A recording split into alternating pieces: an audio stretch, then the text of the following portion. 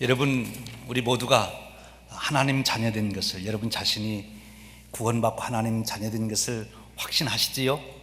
아멘. 하나님 자녀된 자에게는 이런 질문이 떠오르게 됩니다. 제 자신도 그러했습니다. 하나님께서 저를 구원하셨는데 하나님께서 저를 구원하시면서 가지신 기대가 무엇일까? 하나님께서 저를 향하여 가지신 비전이 무엇일까? 여러분들이 자녀를 출산했을 때 그 자녀를 안고 가지셨던 기대와 비전이 있었던 것처럼 하나님께서도 나를 향한, 우리를 향한 기대와 비전이 있으신데 그것이 무엇일까? 이런 질문을 하게 됩니다. 그 질문에 대한 답을 얻으셨습니까? 그 질문에 대한 답을 얻은 사람은 하루하루 살아가는 것이 너무나 기쁘고 벅찬 거지요. 왜냐하면 하나님의 기대를 이루어가고 하나님의 비전을 이뤄가는 그 설레임으로 살아가기 때문에 그렇습니다. 그런가 하면 또 두 번째로 우리 그리스도인들이 던지는 질문이 있습니다. 그것은 내가 교회에, 예수를 믿고 자동적으로 교회에 나오게 되는데 또 자연적으로 나오게 되는 것인데, 그때 던져지는 질문이죠. 하나님은 왜 교회를 세우셨나? 교회를 향한 하나님의 기대와 비전은 무엇일까? 하는 질문입니다. 우리가 교회에 다닌다 하는 말은 사실 교회를 잘 몰라서 잘못된 표현이고, 이제 문화적으로는 뭐 그것이 다 의미를 가지고 있지만, 아주 정확하게 말한다면 나는 교회에 속해 있다, 그렇게 표현을 해야 되겠지요. 우리가 예수님을 믿고 하나님의 자녀가 되는 순간 현실적으로 이루어지는 또 하나의 사실은 내가 교회의 한 지체로 교회에 속하게 된다는 것입니다. 그렇기 때문에 우리는 자연적으로 또 질문을 던진 거지요. 하나님은 교회를 향해서 어떤 기대를 가지고 계시나? 하나님께서 가지신 교회의 비전은 무엇일까? 하는 질문입니다. 이 질문에 대한 답을 찾아야 여러분들의 교회 생활이 기쁨이 있고 보람이 있고 감격이 있습니다. 이 답을 얻지 못하면 교회 생활에 축복을 누리지 못하는 거지요. 우리 목회자들에게 있어서는 바로 이 교회에 대한 바른 이해가 그 사람의 목회 철학이 되고 또 목회 방향이 생기고 또 목회의 구체적인 고리나 전략도 거기에서 다 나오게 되는 것이죠. 저는 개인적으로 예배 소설을 공부하면서 그에 대한 답을 얻었어요. 하나님께서 저를 구원하시며 가지신 기대와 비전이 무엇일까? 하나님께서 교회를 세우시면서 가지신 기대와 비전이 무엇일까? 그 예배 소설을 통해서 저는 그것을 다시 확인하고 확증하고 그런 은혜를 얻었습니다. 이제 앞으로 제가 여러분들과 함께 몇 주 동안 예배 소설을 공부하면서 함께 그 은혜를 나누려고 해요. 여러분 앞에 현수막에 보시면 벌써 오래전에 걸려 있었지만 이제 오늘 처음으로 공개적으로 여러분들에게 소개하는데, 금년도 우리 교회의 주제가 그리스도의 장성한 분량이 충만한 삶입니다. 우리 교회 금년도 주제니까 우리 한번 같이 따라서 해주시겠어요? 그리스도의 장성한 분량이 충만한 삶. 그리스도의 장성한 분량이 충만한 삶은 도대체 어떻게 사는 것을 말씀하시는 것일까? 그런 질문을 한번 가져보시길 바랍니다. 그 질문에 대한 답을 앞으로 몇 주간의 설교를 통해서 우리 같이 나누며 은혜를 나누게 될 것입니다. 그래서 표어가 또 정해졌어요. 표현은 은혜와 은사로 봉사하는 사역, 주님의 몸으로 세워지는 우리 교회. 근데 제가 여러 번 이렇게 되풀이하다 보니까 단어 하나를 더 넣으면 좋겠다 하는 생각이 드는데, 은혜와 은사로 봉사하는 교회 사역, 주님의 몸으로 세워지는 우리 교회. 그래야 이게 운율이 맞아서 표하기가 좋은 것 같아요. 제가 교회라는 말을 넣는데 그걸 넣어서 우리 표 같이 한번 해보겠습니다.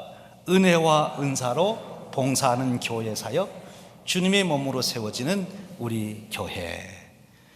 이 표의 뜻이 뭘까?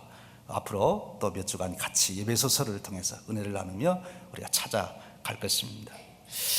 예배소설은 그 큰 주제로 말하면 교회론이 주제입니다. 교회에 대해서. 근데 그 교회에 대한 말씀을 사도 바울이 하게 되는데 1장에서부터 3장까지는 원리적인 말씀을 하세요. 교리를 말하는 거죠. 기초가 되는 이야기를 하고 4장에서 6장까지는 소위 실천편을 말하게 됩니다. 실제로 우리가 생활로 어떻게 그 원리를 드러내야 되는가. 그래서 내 개인의 그리스도인으로서의 삶이나 아니면 교회로서의 그 삶을 어떻게 해야 되느냐 하는 것을 본질적으로 알으려면 1장에서부터 3장까지의 말씀을 잘 깨달아야 되는 것입니다. 그것이 기초고 교리가 되는가. 그런데 이 기초 교리는 때로는 막연하고 손에 안 잡힐 수가 있어요. 그래서 다시 읽어야 될 것이 4장에서 6장을 보면 실천편이니까 구체적으로 이렇게 해라 저렇게 해라 이제 설명이 나오는 거죠. 그래서 여러분들이 시간이 되시면 예배소설을 1장에서부터 6장까지 한 번에 다 읽어보시기도 하고 한 장씩 읽어보시기도 하고 줄을 그으면서 읽어보시기도 하고 그렇게 한번 몇 주 동안에 그렇게 예배소설을 읽으시면 바로 여러분들이 그 과정을 통해서 어떤 은혜와 축복을 나누게 되는가 하면 하나님께서 나를 구원하신 기대와 비전은 무엇일까? 그것을 바로 다시 확인하게 되고 그리고 그것을 품고 살아가는 참 성도의 삶을 누리게 될 것입니다. 또한 교회는 도대체 무엇인가? 교회를 향한 하나님의 기대와 비전은 무엇일까? 이것을 바로 알면 내가 교회를 섬기는데 어떻게 섬겨야 되나? 표현에는 은사와 은혜와 은사로 교회를 섬긴다 그랬는데 도대체 은혜와 은사로 섬긴다는 건 무엇이고 은혜와 은사로 교회를 섬기면 어떤 축복이 내게 주어지는가 하는 것들을 더 깊이 이해하고 깨닫게 될 것입니다. 오늘 먼저 우리가 그 서론이 되는 1장에 있는 말씀을 같이 나누며 이 질문에 대한 해답을 찾아가겠습니다. 질문이 뭐라고 그랬죠? 두 가지. 하나는 하나님께서 나를 구원하셨는데 어떤 기대와 비전을 가지고 계실까?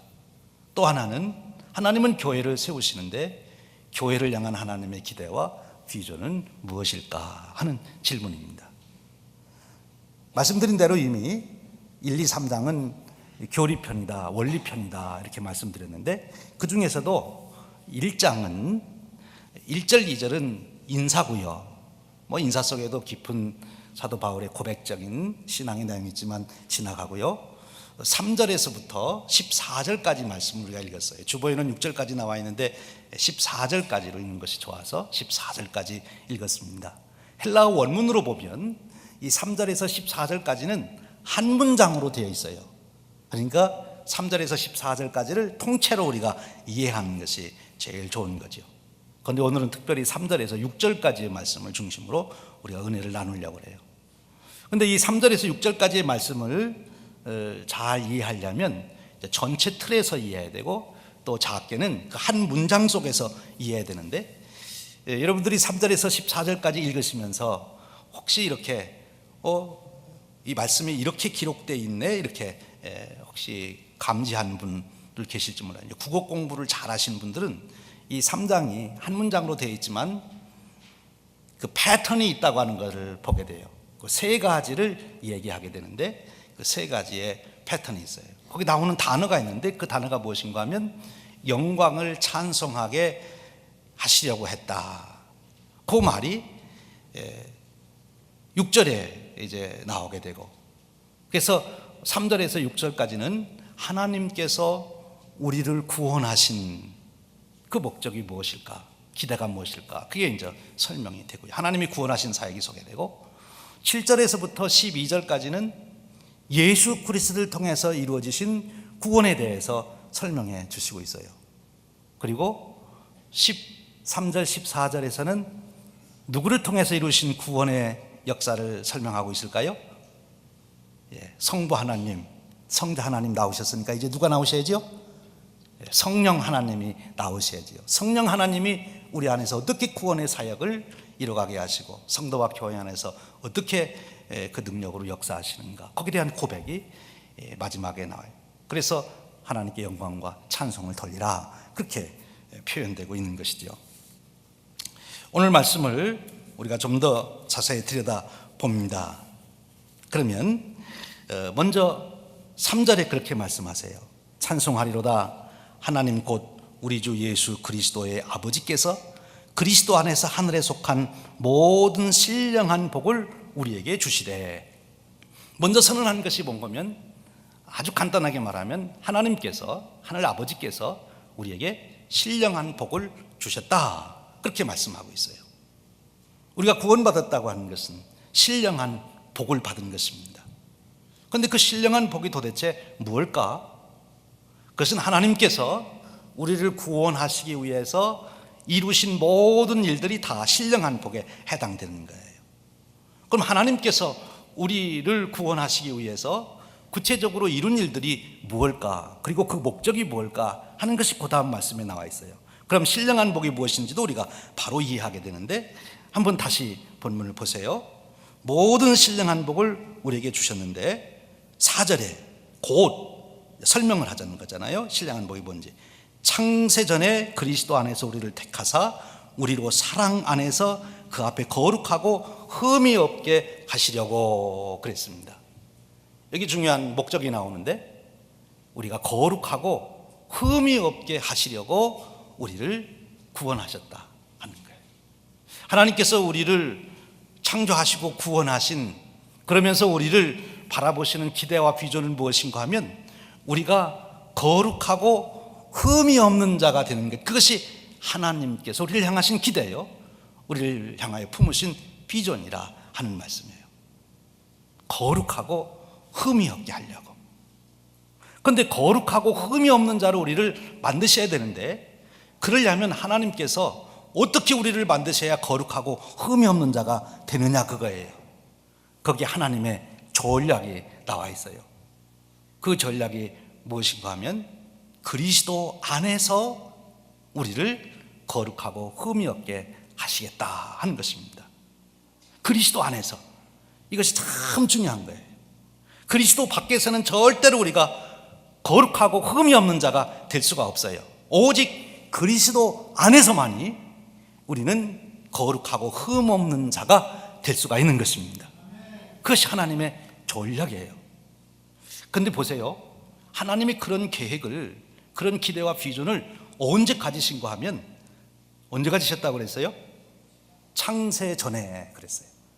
우리가 시간의 개념으로 볼 때 아주 지금부터 거슬러 올라가 가지고 오래된 계속 거슬러 가면 억만 년 전, 백억만 년 전 하다가 결국 어디로 갑니까? 제일 오래된 시간을 말할 때 창세기 1장 1절이 나오는 태초에 나온다. 하나님이 태초에 모든 만물을 창조하실 때가 바로 모든 만물의 시작이신데, 그때 하나님이 우리 인간도 창조하셨거든요. 그런데 하나님이 그때 우주 만물과 우리 인간을 창조하시기 전에, 오늘 보니까 창세 전에 하나님이 미리 설계도를 가지고 계십니다.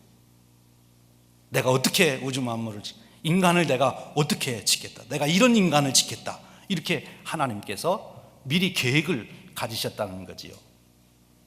이게 얼마나 놀라운 일이에요. 하나님께서 우주 만물을 창조하시는 것을 행동으로 옮기시기 전에 벌써 하나님은 창세 전에 계획을 가지고 계신 거예요. 우리를 향하신 기대와 비전을 품으신 것이죠. 그 비전이 뭔가면 내가 거룩하고 흠없는 인간을 내가 만들어야 되겠다, 이것이 하나님의 기대예요. 근데 하나님이 거룩하고 흠없는 인간을 만든다고 그럴 때 그것이 도대체 무슨 뜻일까? 이것이 이제 우리의 질문이에요. 그래서 에덴 동산에서 하나님이 인간을 만드신 이야기를 한번 생각해 볼 필요가 있어요.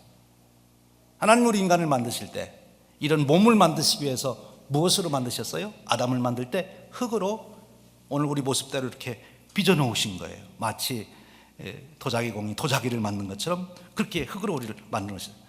그것이 인간의 모든 것입니까? 아니죠. 그 다음엔 어떻게 하셨어요? 성경 말씀대로라면 생기를 불어넣으셔서 생명이 되게 하셨다, 그러셨어요. 우리 인간을 이 육체적인 이런 것만 만드신 것이 아니라 우리 인간이 가져야 될 모든 능력을 우리 인간에게 하나님이 부어 넣어 주신 거예요. 지적인 능력, 윤리적인 능력, 도덕적인 능력, 이런 모든 능력, 과학기술 문명을 이뤄갈 수 있는 그런 능력, 우주 만물을 다스리고 통치할 수 있는 그런 능력도 하나님께서 주셨어요. 그런 정도면은 걸작품 아닙니까? 하나님도 만족해 하실 거 아니겠어요? 그렇잖아요. 사실 아담 만들어 놓고 하와 만들어 놓고 보시기에 참 좋으셨더라, 그렇게 말씀까지 하셨잖아요. 정말 잘 만드는 거예요. 근데 하나님께서 우리 인간을 만드실 때 부어주신 놀라운 축복 하나는 다른 어떤 동물이나 만물에게는 없는 놀라운 축복을 주셨는데, 그것은 하나님과 교제할 수 있는 영적인 능력을 주신 거예요. 우리가 생명이 됐어요. 그래서 하나님의 뜻을 알고 하나님을 예배하고 하나님을 섬기고 하나님과 사랑하고 하나님과 동행할 수 있는 그런 존재로 우리 인간을 만드셨어요. 그렇다면 더 이상 바랄 게 뭐 있어요? 그럼 우리 인생이, 우리 인간이 완전하게 완성된 것 아니겠어요? 그럼 하나님이 하실 일이 뭐 있어요? 다 끝났지. 근데 오늘 말씀해 보니까 그렇지 않아요. 그것으로 인간 창조가 끝난 것이 아닙니다. 하나님께서 우리 인간을 창조하실 때 이렇게 육체적인 것도 창조하시고 우리 안에 가지고 있는 온갖 능력, 특별히 영적인 능력까지 창조해 놓으시고서도 부족한 것을 발견하신 거예요. 내가 원하는, 기대하는 인간은 거룩하고 흠이 없는 존재다. 거룩하고 흠이 없는 그런 존재가 되려면 어떻게 만들어야 될까? 무엇으로 만들어야 될까? 흙으로 만드는 것도 아니고 생명을 불어넣는 것으로 끝나는 것이 아니고 그것은 그리스도 안에서 창조되어야 된다, 그렇게 보신 거예요. 그리스도 안에서 인간이 창조될 때 그때만이 하나님이 기대하신 온전한 인간이 될 수 있다는 거예요. 그리스도 안에서. 이 그리스도 안에서라는 말은 그런 의미적으로는 무슨 뜻일까? 그리스도 안에서 우리를 창조한다는 말이 무슨 뜻일까? 구체적으로는 예수 그리스도께서 오셔서 우리를 대속하신 십자가의 사건을 말하는 거예요. 성육신 사건과 십자가의 사건을 말하는 것입니다. 그러면 그 하나님의 독생자가 이 땅에 오셨다는 것, 그리고 그분이 나를 대속하시는 십자가의 사건을 이루셨다고 하는 것이 그럼 내게 어떤 영향을 미치느냐, 그거예요. 그 사건을 통해서 하나님이 우리에게 주시고자 하는 것이 무엇이냐, 그거예요. 그것은 그 다음 말씀에서 표현하고 있어요. 우리로 사랑 안에서 그 앞에 거룩하고, 사랑 안에서. 그리스도의 사건은 하나님께서 우리 인간을, 하나님께서 나를 얼마나 귀하게 여기시는지, 얼마나 사랑하는지 하나님의 사랑을 부어주신 사건이 그리스도의 사건이에요. 십자가의 사건이에요. 그 하나님의 사랑을 부음받아서 그 사랑을 깨닫고 그 사랑에 감격하고 그 사람에 젖어 사는 사람이 바로 거룩하고 흠없는 자가 될 수 있다는 거예요. 하나님께서 왜 인간을 이렇게 사랑을 부어 넣어 주시려고 그랬을까? 그냥 육체적으로 아름답게 만들고 지적인 능력, 통치 능력만 줘가지고 우주를 다스리게 그렇게 하시면 안 될까? 제가 성경을 읽다가 제가 생각한 건데요, 이렇게 저는 생각이 깨달아졌어요. 하나님께서 우리 인간보다도 우주 만물보다도 먼저 창조하신 게 뭐죠? 우리 성경에 따라서 우리가 유추해 보면, 에덴 동산으로 가서 보면 누가 있었죠? 사단이 나오잖아요. 그런데 사단이 원래 천사장이었잖아요. 그러니까 하나님께서 우주 만물과 우리 인간을 만들기 전에 천사를 만들었는데, 천사는 말 그대로 엄청난 능력을 가지고 있어요. 우리 인간보다도 더 큰 능력을 가지고 있어요. 그런 존재로 하나님이 천사를 만들어 놨는데도, 그러면 그 천사들이 영원토록 하나님을 찬양하고 영광을 돌려야 되는데, 그렇게 하다 말고 천사 중에, 그것도 천사장이 되는 천사장이 내가 하나님 자리를 찾아야 되겠다, 자기를 창조해 준, 그리고 자기들에게 그런 능력과 권세를 준 하나님을 배반하고 반기를 들게 된 거예요. 그래서 사탄이 된 거예요. 저주를 받아서. 하나님이 생각하신 것 같아요. 아름다운 외적인 모양이나 아니면 더 깊은 의미로 어떤 능력, 우주를 다스리는 권세, 나와 버금가는 그런 능력을 갖게 만들어줘도 그것 가지고서는 온전한 자가 되지 못하는, 온전한 존재가 되지 못하는구나. 결국 존재는 사랑이 채워져야 온전한 존재가 되는구나. 내가 사랑을 채운 존재를 만들어야 되겠다. 그러면서 프로젝트를 세운 것이 아담과 하와 프로젝트를 세우신 거예요. 인간 창조의 프로젝트를 세우셔서 이제 하나님께서 창조해 가시는 겁니다. 처음에는 흙으로 이렇게 모양을 만들어 놓고, 그 다음에 거기 생기를 불어넣으셔서 정말 인간이 가지고 있는 모든 역량, 능력을 다 부어주시고 하나님과 교제할 수 있는 그런 능력까지 주시고, 그런데 그것만으로서는 인간이 완전한 인격적인 존재가 되지 못한다는 거예요. 하나님의 사랑을 부음받아야 되는데, 그럼 하나님의 사랑은 어떻게 부어줄까? 하나님의 사랑을 어떻게 부어줄까? 하나님의 사랑을 절절히 경험하게 해야 되는데, 그러려면 결국 독생자를 보내고 십자가 대속의 사건을 통해서 하나님께서 우리를 얼마나 사랑하시는지 그 사랑을 경험하도록, 깨닫도록, 그 사랑에 젖어들도록 만들으셔야 되겠다. 이것이 하나님의 전략이에요. 그래서 그리스도 안에서 하나님의 사랑이 절정으로 최고조로 나타나는 것이 그리스도 사건이에요. 성경은 그렇게 고백하죠. 사도 요한이 많은 은혜와 진리의 비밀을 얘기하다가 요한서에 가보면 그렇게 얘기합니다. 하나님은 사랑이시라. 하나님은 능력이시다, 전능전능하시다. 그것도 하나님이시지만, 그러나 하나님의 정말 실체, 하나님의 정말 그 본질적인 실체는 뭐냐? 하나님은 사랑이시다. 그래서 우리가 하나님의 능력도 우리에게 임하여야 되지만, 하나님의 사랑이 우리에게 임할 때, 그 사랑에 젖어 살아갈 때 비로소 사람은 온전한 인격체, 흠과 흠이 없는 거룩한 자가 되는 삶. 그것이 하나님의 우리를 향하신 기대, 그것이 하나님이 우리를 향하신 비전이라고 하는 것입니다. 사랑하는 여러분, 하나님께서 이미 여러분들을 창조하시고 지혜와 능력 주셨어요. 그런데 예수 그리스도를 통해서 주시는 그 하나님의 사랑을 부음받고 그 사랑에 젖어드는 사람, 그 사랑에 절절히 그 사랑을 경험하며 감격한 사람, 그 사람이 되어야 돼요. 우리가 인생을 놓고 한번 살펴보십시다. 누가 행복한 사람이고 누가 성공한 사람입니까? 돈만 하면 행복하고 권세 높으면 행복한가요?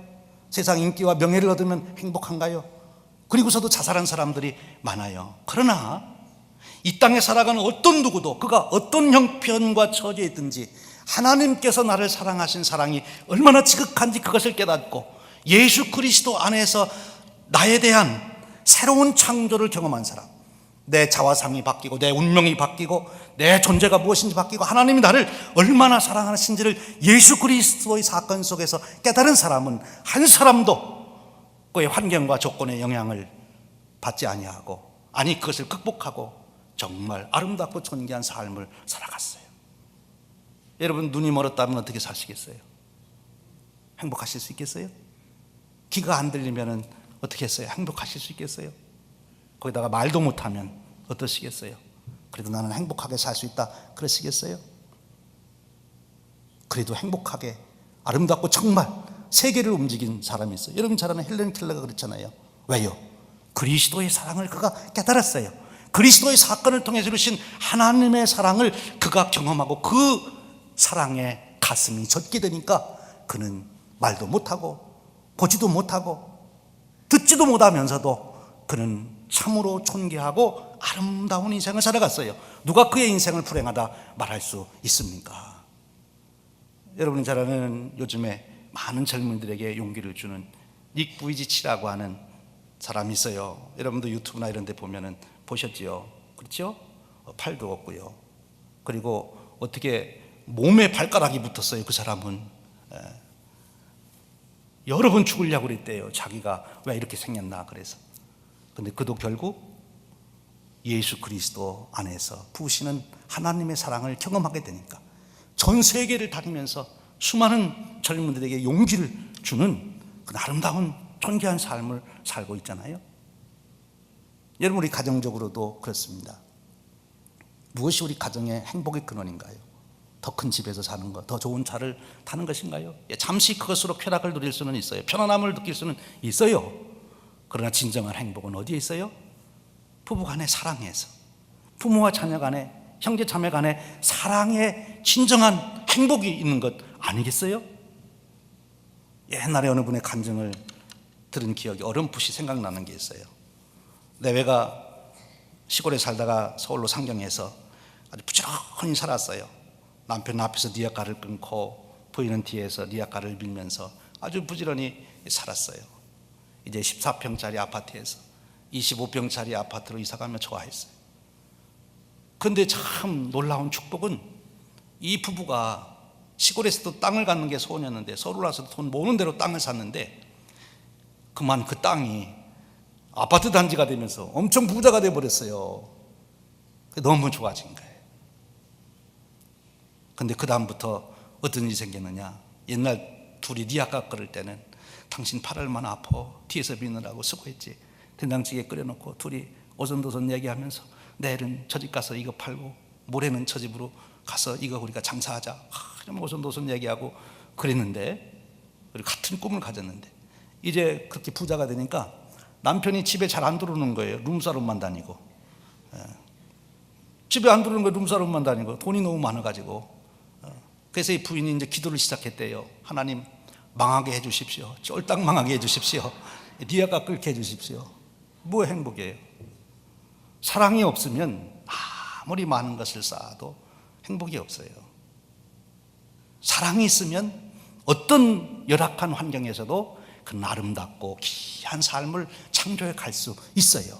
근데 여러분, 그 사랑의 근원이 어디입니까? 하나님께서 우리에게 부어주신 사랑이라고요. 하나님이 부으신 사랑에 젖어들면 우리의 심령 속에서 사랑의 샘물이 터지게 되는 줄로 믿습니다. 그러면 사랑의 창조자가 되는 거예요. 그러면 그 가정도 행복한 것이고 그가 가는 곳마다 사랑의 역사를 이루게 되는 것이지요. 오늘 하나님은 그 얘기를 우리에게 해주시는 거예요. 내가 너를 사랑한다. 그리스도 안에서 너를 창조 완성을 원한다. 그리스도 사건 안에서 내가 누구인지 내 정체성이 새로워지고 내 자존감이 다시 평가되고 그리스도 안에서 내게 주신 축복이 무엇인 줄 알게 되고. 그래서 그 다음 말씀에 보면 이런 말씀을 주세요. 5절에 그의 기쁘신 뜻대로 우리를 예정하사 예수 그리스도로 말미암아 자기의 아들들이 되게 하셨으니, 자기의 아들들이 되게 했다는 말을 남자들만 그렇게 됐다고 생각하시면 안 되고요. 그 당시 아들은 모든 자녀를 대표하는 용어니까 우리 모두를 가리키는 거예요. 우리 모두가 아들 되게 해주셨다는 거예요. 이것은 또 다른 각도에서 하나님의 사랑이 무엇인지를 설명해 주는 것인데요. 어느 고아원에 아이가 하나 있었어요. 아주 부자 아저씨가 찾아와서 그를 그 집으로 초대했어요. 그리고 너 뭐 먹고 싶으냐? 짜장면, 짜장면도 사주고요. 너 뭐 가지고 싶으냐? 게임기도 사주고요. 너 뭐 입고 싶으냐? 좋은 나이키 운동화도 사주고 다 사줬어요. 이 아이가 정말 기쁘고 좋아서 다시 고아원으로 돌아갑니다. 여러분, 사랑받은 거지요. 그리고 다음에 또 내가 뭐 필요하면 나한테 얘기해라. 내가 그것도 해주마. 이렇게 얘기했어요. 근데 그 사랑, 그 얘기하고 이 고아원의 이 아저씨가 들려서 한 아이를 자기 집에 데리고 갔습니다. 이것도 해달라 저것도 해달라고 얘기하는데 내가 한 가지만 해줄게. 그러면서 하는 말이 네가 오늘부터 내 아들이다. 네가 내 상속자다. 이렇게 선언을 했어요. 무엇이 진짜 사랑이에요? 하나님은 우리를 뭐 이것저것 하나 우리가 필요할 때 이거 채워주고 상황 봐가지고 저거 채워주고 잘하니까 이거 더 주고 못하니까 너는 이거 안 주고 그런 게 아니고 하나님은 우리를 아예 상속자로 만들어 놓으셨기 때문에 우리가 잘하든 못하든 하나님 우리에게 모든 걸 주시도록 되어 있다는 거예요. 여러분, 그 하나님의 사랑을 믿습니까? 내가 잘하고 못한 대로 하나님이 주고 뺏고 그러면 우리가 어떻게 살겠어요? 그런데 하나님은 우리가 우리 자녀들에게 사랑하는 것, 그것보다 더 본질적으로 더 원본으로 우리를 자녀 삼으시고 다 주시겠다. 이 하늘나라가 내 거다. 상속자로 삼으셨어요. 이 사랑을 깨닫는 사람, 두려움 없이 인생을 살 수 있어요. 그래서 평안한 것입니다. 영원한 하나님의 보장 속에 살고 있기 때문에 그런 것입니다. 하나님은 우리가 그런 비전, 그런 기대를 가지고 살기를 원하시고 그런 축복을 누리기를 원하세요. 여러분의 삶 속에 바로 이와 같은 하나님의 사랑, 그리스도의 사건 속에서 이루신 그 사건 속에서 하나님 나를 얼마나 사랑하셨는지, 나를 어떻게 사랑하시는지 그것을 깨달아가며 그 사랑에 젖어 살아가시는 여러분 되시기를 주님의 이름으로 축원드립니다. 11, 2세기에 이 사랑을 깨달은 사람이 있습니다. 성 버나드라고 하는 수도사인데 그가 그 사랑을 깊이 깨닫습니다. 그리고 192절에나 되는 긴 시를 쓰게 되는데 그 시가 예수의 이름에 붙이는 노래입니다. 이 시에서 일부를 발췌해서 우리 찬송가 85장이 되는데 가사가 이러해요. 구주를 생각만 해도 내 마음이 좋거든 주 얼굴 배울 때야 얼마나 좋으랴. 만민의 구주 예수여 귀하신 이름은 천지의 온갖 이름 중 피할 데 없도다. 참 회개하는 자에게 소망이 되시고 구하는 자에게 기쁨이 되신다. 예수의 넓은 사랑을 어찌다 말하랴. 그 사랑 받은 사람만 그 사랑 알도다. 사랑의 구주 예수여 내 기쁨 되시고 이제와 또한 영원히 영광이 되소서. 그리스도 예수 안에 있는 하나님의 사랑을 경험하고 하나님께 찬양과 영광을 돌리는 이 성 버나드, 그래서 성 버나드가 된 것입니다. 오늘 설교를 마치며 제가 여러분과 함께 부르고 싶은 찬송이 있어요.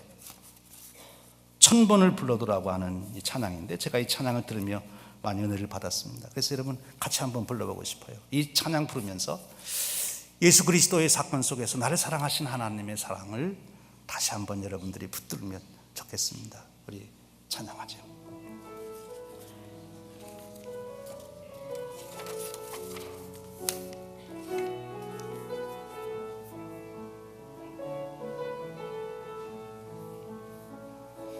천 번을 불러봐도 내 눈에 눈물이 멈추지 않는 것은 십자가의 그 사랑, 나를 살리려 지신 그 십자가, 모든 물과 피 나의 더러운 죄 씻으셨네.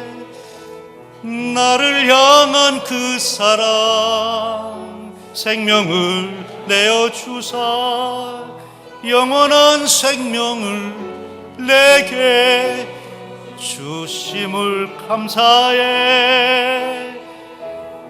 1000번을 불러도 내 눈에는 눈물이 멈추지 않는 것은 십자가의 그 사랑, 나를 살리려 하늘 보좌 버리신 나를 사랑하신 분, 그분이 예수여. 우리 한 번 더 부르겠습니다.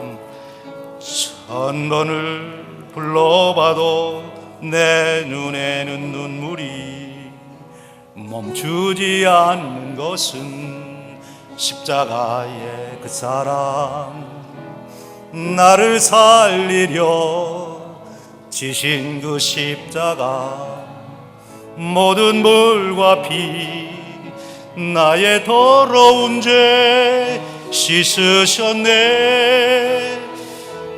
나를 향한 그 사랑, 생명을 내어주사 영원한 생명을 내게 주심을 감사해. 1000번을 불러도 내 눈에는 눈물이 멈추지 않는 것은 십자가의 그 사랑, 나를 살리려 하늘 보좌 버리신 나를 사랑하신 분, 그분이 예수요. 하나님 아버지 참으로 감사합니다. 우리에게 능력도 주시고 모든 것을 주시되 예수 그리스도의 그 크신 사건 속에서 우리에게 사랑을 부어주시고 그 사랑 가운데 보장해 주시니 참으로 감사합니다. 이 사랑 깨닫게 하여 주시옵소서. 이 큰 사랑에 젖어 살게 하시옵소서. 그 사랑에 젖어 우리 스스로가 사랑의 샘물이 되도록 축복하여 주시옵소서. 하나님 앞에 거룩하고 흠없는 자로 살 수 있는 이 축복과 이 은혜를 주시어서 하나님의 영광을 끊임없이 찬송하는 저희들이 되도록 이끌어 주시옵소서. 우리 주님 예수 그리스도의 이름으로 기도하옵나이다. 아멘.